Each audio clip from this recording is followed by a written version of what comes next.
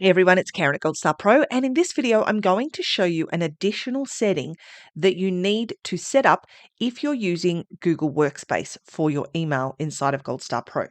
So here I am inside of my admin account inside of Google Workspace.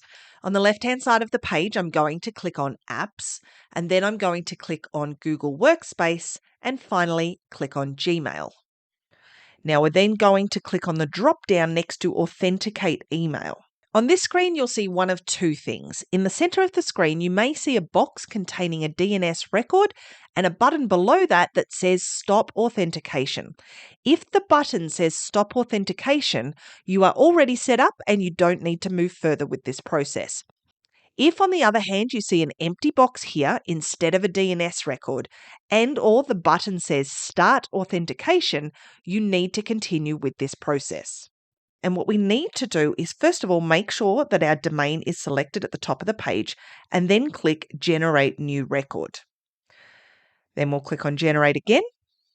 We then need to refresh the page.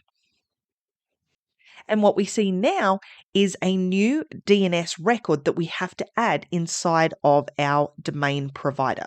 So let me jump over to there now and I'll show you what I need to do. Okay, so here I am inside of Cloudflare. Now, it will look a little different depending on the provider that you use, but the process is much the same.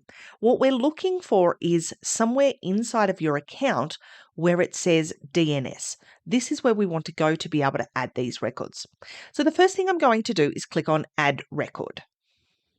Next, choose the type. This is going to be a TXT record. Next, we need to do the name. To do this, we're going to jump back over to Google Workspace. Here, we're going to copy the host name. Now, we'll go back to our domain provider. Where it says name, we're going to paste the record that we set up. Now, we're going to go back to Google Workspace. Now, we want to copy this really long record and go back to our domain provider.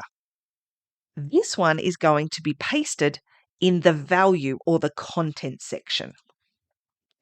And with that done, we're going to scroll down and click on Save. Now that we've set up that record, let's head back to Google Workspace. The last step is to start the authentication of this domain. So we can click on Start Authentication. However, it can take up to 48 hours to see this record come through. So you'll want to return here, maybe in half an hour to an hour from now, and click on Start Authentication again. And when it does verify, you'll see this Start Authentication button change to Stop Authentication.